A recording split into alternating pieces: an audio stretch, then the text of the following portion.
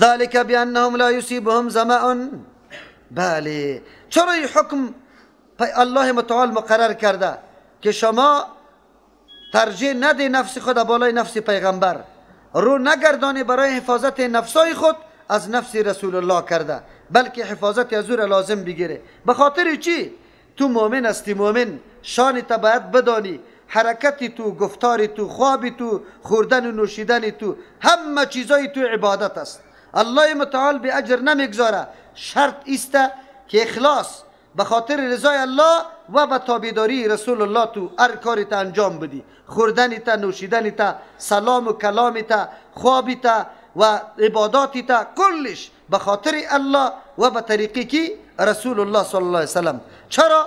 ذلك بانهم لا یصیبهم، ای حکم الله متعال به خاطر ازی کرده که یقینا اینمی مؤمنا لا یصیبهم ظمأ، نمیرسه برشان تشنگی در راه جهاد و مبارزه، ولا نصب، نمیرسه برشان خستگی، ولا مخمصه، نمیرسه برشان گرسنگی، فی سبیل الله، کلی چیزا در راه الله متعال، ولا یطؤون، پایمال نمیکنه، یعنی گامی که موجب خشم کفار است نمیورداره، ولا یطؤون، نمی گذارن، موتیان، پایمال نمیکنه، یگراره، یعنی چیزی پایمال شدنی را، یغیظ الکفار، که بخوصه میاره کفار، ولا ینالون من عدو، و حاصل نمیکنه از طرف دشمن نیلن، چیزی رسیدنی از مصیبت، الا مگر در کلی صورتا کتب لهم، نوشته میشه برای مؤمنا، بی به هر عمل از یا عمل صالح، عمل صالح نوشته میشه که پاداشش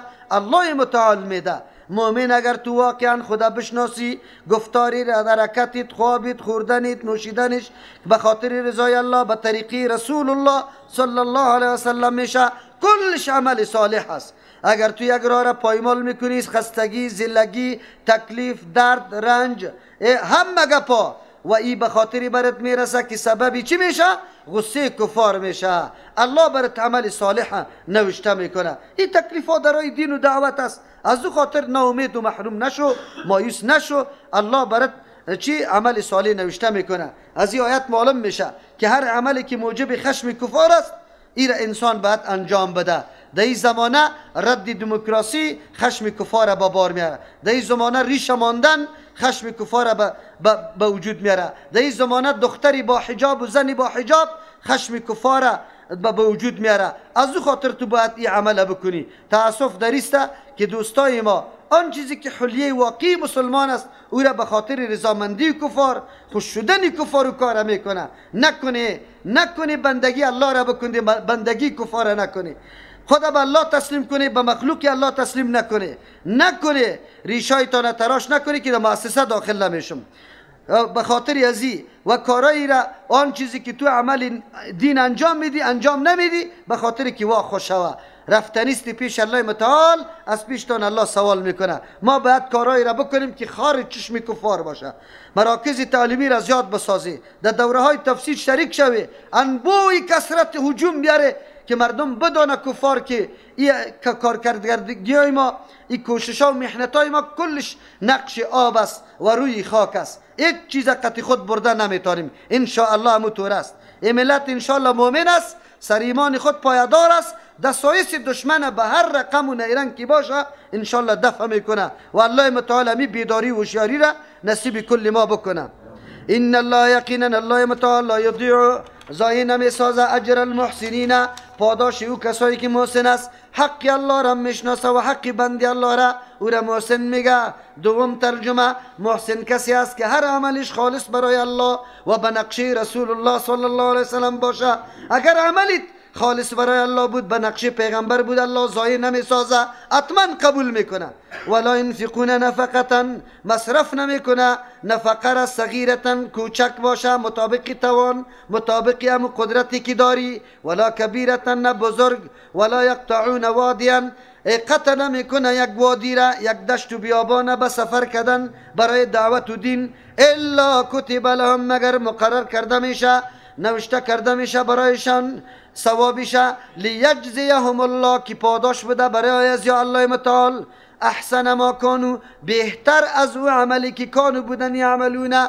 پاداش الله زیاد است، بهتر است در مقابل یک عمل 10 نیکی الله بلکه اضافه نوشته میکنه. یک ترجمه لیجزیهم الله، که الله بدل بده احسن بهترین عمل که در درجه سنت و مستحب قرار داره، نه در اعمال مباح. اعمال مباح الله برات اجر چی بده؟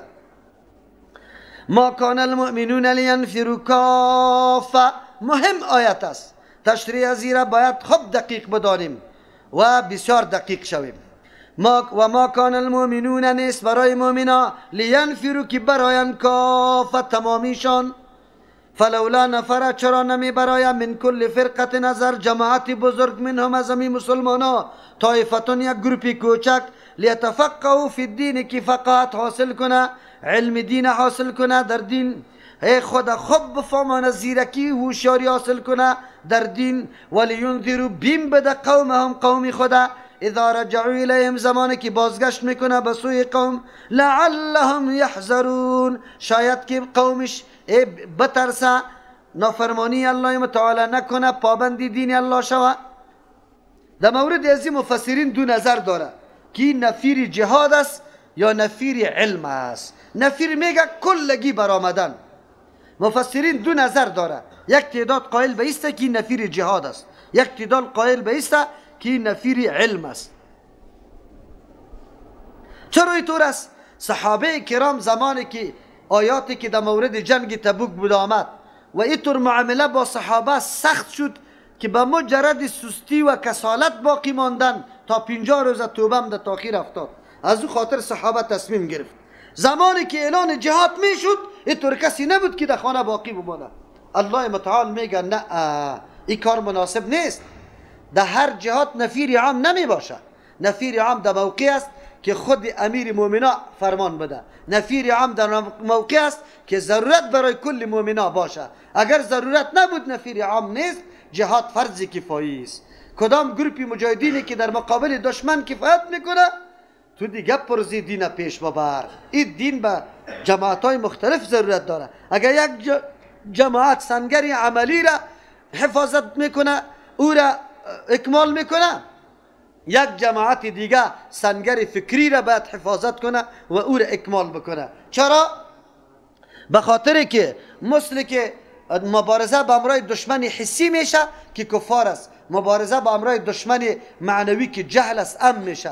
مثل که کفار حمله حسی سری تو داره برای تخریب دین تو، حمله فرهنگی هم سری تو داره برای چیستا خراب ساختن افکار و نظریاتتان. امروز از او جنگ کرده، جنگ فکری خیلی پیش است و خیلی انرژی و قوت خود دشمن سری امازی مصرف میکنه. میخوان در بین مسلمان ها و جوانای مسلمان احساس دین از بین ببره.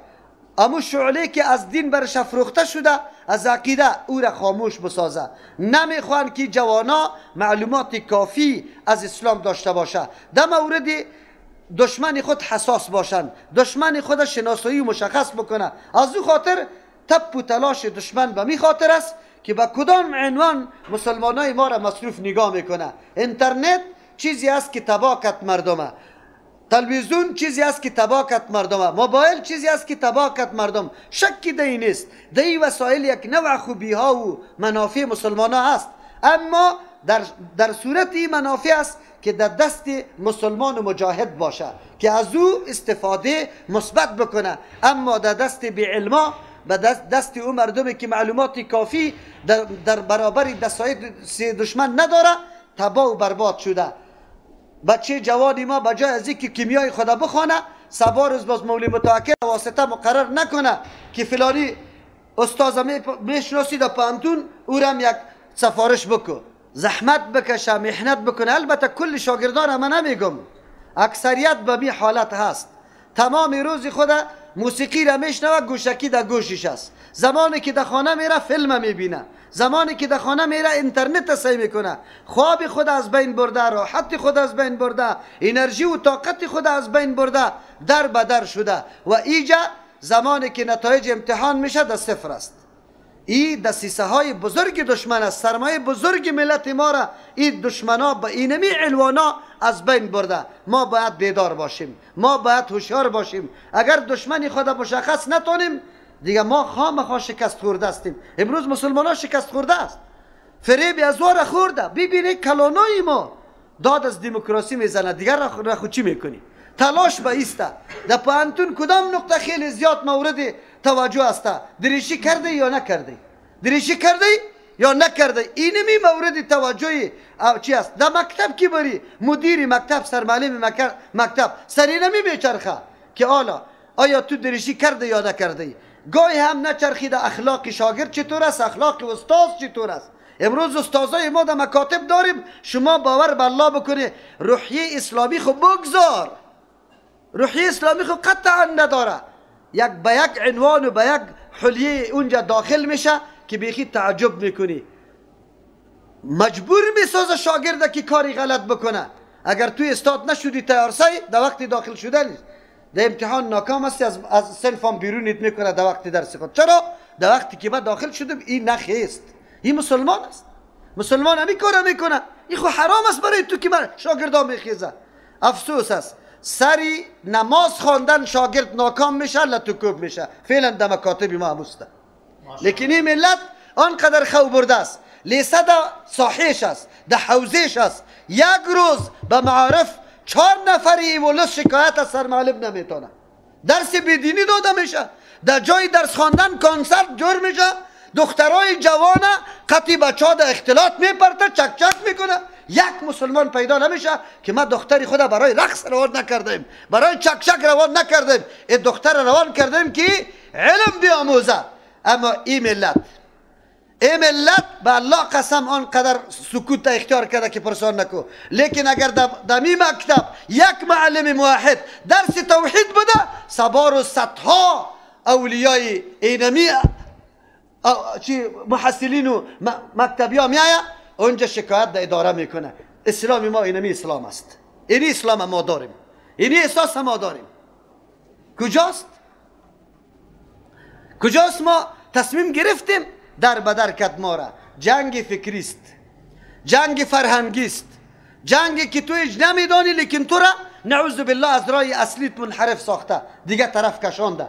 چرا در پانتون نزا سری یک نام است که دانشگاه بمانیم یا پانتون؟ چرا نزاست؟ چرا در پانتون ما مراسم مذهبی خوده اینجا به کشفش تجلیل میکنیم؟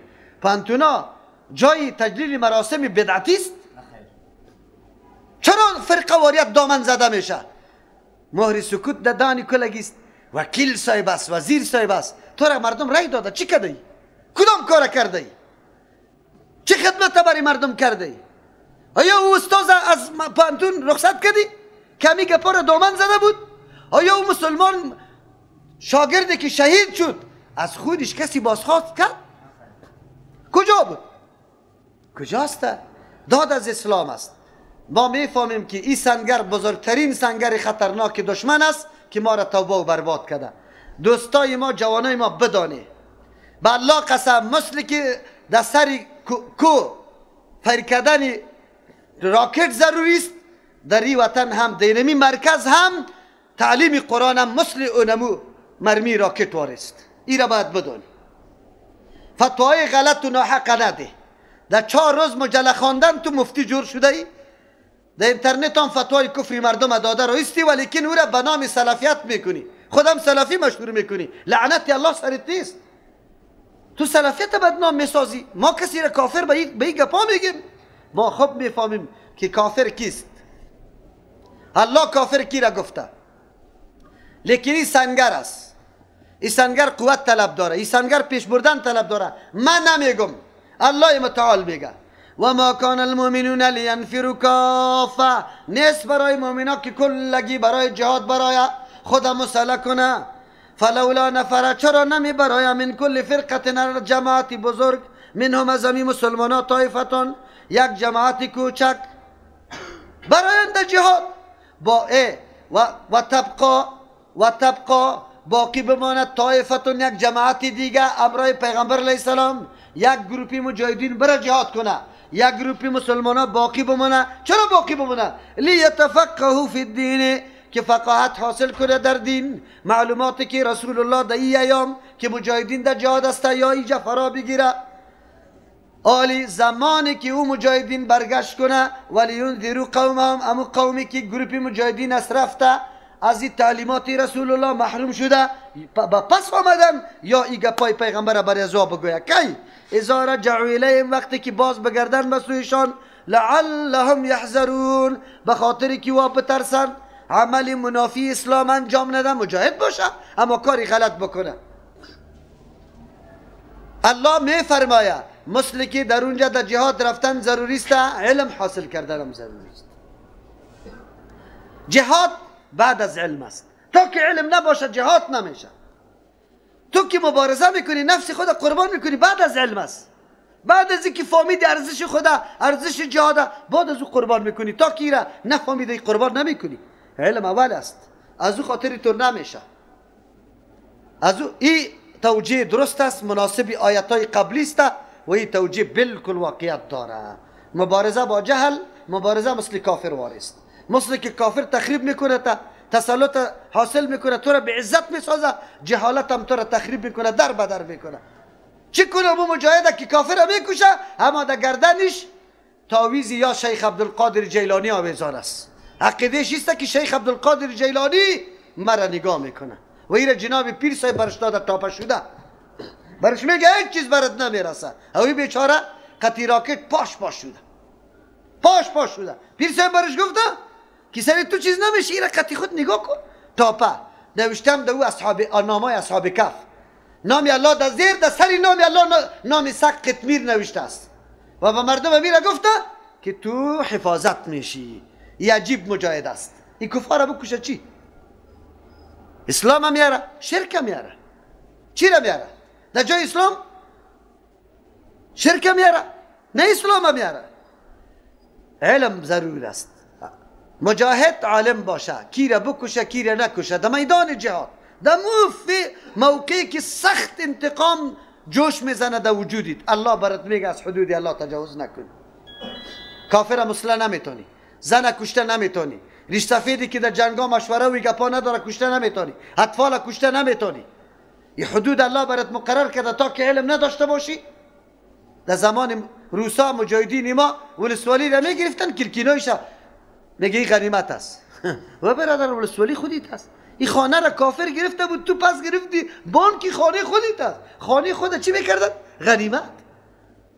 از دست بی علمی، علم نداشتن. حالا که فابریکه جنگلک گرفته شد، یک پرزه ماشین یکیش پشت میکرد دیگهش دیگه، اما ترکت یا نه، یک فابریکه باقی بود به نام غنیمت در ممالک دیگه فروخته شد. اقتصاد و چرخی اقتصادی وطنی تانه جای با جای استاد کرد. این کفارم که آمد یک فابریکه را ترمیم نکرد، یک جای کار و روزگار به مردم پیدا نکرد، وسایل گمراه کننده را رواج داد، دیشا، تلویزیونا، حالا تلفونا. در ممالک پیشرفته دو شبکه تلفنی می باشد، در اینجا 10 شبکه تلفنی است. کدام مصارفی که در افغانستان از تلفن ها میشه نخواد در یک مملکت هم شود، در یک مملکت. این کفار این چیزها را برای ما آورده که عام شود. در یک خانه که آمدنش معاش یک پدر است که معلم مکتب است، دخترش موبایل داره، دو دختر، دو بچهش موبایل داره، از زنش موبایل داره، خودش موبایل داره، کلی معاش کارت موبایل میشه. چی میکنه سری موبایل؟ این مشکلات است. این همی قسم که سنگر جهاد اهم است، مهم است. سنگر علم اهم و مهم است، مبارزه است. دوم تفسیر، بعضی مفسرین میگه این موضوع علیحده است. الله متعال بیان ازیر میکنه مثل که سفر برای جهاد ضروری است، اهم است، سفر برای علم مهم است. باز اینطور ترجمه میشه و ما کان المؤمنون لینفروا کافه، نیست برای مؤمنان که برایند کافتن کلشان در طلب علم. فلولا نفر، چرا نمی برایند من کل فرقت نظر جماعت بزرگ منهم از یا طایفتون یک جماعت کوشک لیتفقهوا که وافقات حاصل کنه در دین خود خب برسانه. تشریح میکنم باز براتان فی الدین، در دین، ولینذروا ولینذروا بیم بده قومهم قوم خدا اذا رجعوا الیهم وقتی که بازگشتن امی علما علم فرا گرفتن در قوم خدا آمد لعلهم یحذرون شاید که یا بترسن از الله مخالفت احکام الله را نکنه این قوم اصلاح شود.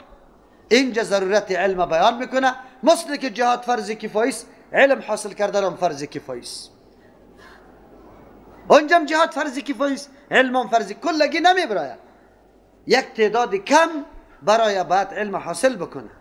از او خاطر علما را رشته میکنه. در کدام قریه که یک عالمی نیست که مسائل دین از پیش سوال شود جواب بگوید. سری مردم علم فرض است. علم دو قسم علم است. یکی علم فرض سری کلگی است یک فردم از پیش مستثنا نیست. علم عقیده فرض است. کسی که توحید نمیشناسه علم توحید سرش فرض است. شرک نمیشناسه علم شرک سرش فرض است.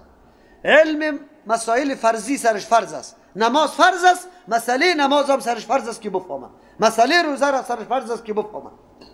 ما خب پشت علم نگشتیم. او علم سری کلگی فرض است. یکی علم کفایی است.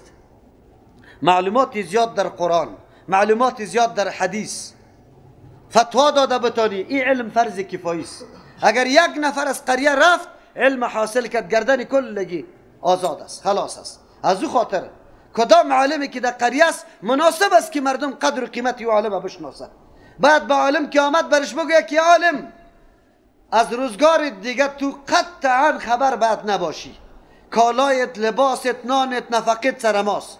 خود اختصاص بدی به تعلیم اطفال ما به جواب دادن مسائل ما با آن چیزی که ما ضرورت پیدا میکنیم قضایایی که متعلق دین میشه حل کردن از وا تو امیری ماستی مسائل حل بکن. بعد مردم اینمی قسم خدمت عالم بکنه. اما عالم که بیایه درد دینی که در دل داره بیچاره مفت به اولاد مردم درس میگه مردم چی میگه؟ از عربستان برش سیل واری آمده رایسته. حالی که بیا اولادی تو خود درس میده از هر جایی که آمده شکر بکش تو خود بیغم هستی سری تو خود تکلیف نیسته. این ملت به نزد الله باز جواب میگه که یک کلمه را برای کمک و برای بالا بردن دین تو نگفته بجز از کارشکنی که صفت منافق است بجز از تهمت ناحق بجز از تبلیغات سو بجز از اینکه کارای دین تخریب کنی مرکز علم خراب کنی مرکز دین خراب کنی آخر یه عالم مجبور بسازی که از قریه چی بکنه کوچ کنه در قریه بیگانه باز مدرسه جور کنه. کلی علمای حق پرست میتور است در قریه خود نمانده کوچ کده پیغمبرام در قریه خود نمانده کوچ کده در جای دیگه باز خدمت ها میکنه. این مردم باز چی میگه وی خب عالم بود از دست ما رفت شما خود نماندیشه. ما یک سال مدرسه داشتم امامت داشتم نه از امامت پیسه میگرفتم نه از تدریس گفت نه سیلواره برش میآید.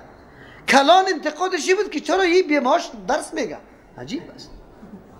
این کلان انتقاد بود. علم ضروری است. هر قریه که عالم نداره عالمش ضروری است. قرآن برات میگه کلگی نمیبره. خو علم چی را میگه؟ از هر جماعت بزرگ یک جماعت کوچک در کجا تا وقتی که عالم در منطقه است برآمدن برات جایز نیست. همینجا علم تفرا بگی خلاص. اگر زمین اینجا برات مساعد نیست و یا ایست که عالمی ورزیده یا طرز و طریقه تدریس در اونجا خیلی آسان و خوب است باز میتونی سفر در غیر از سفر نکن. عالم وجود داره درس بخون. یکی کدام علم کی را میگه؟ قرآن نصاب تعیین کرده که عالم کی را میگه؟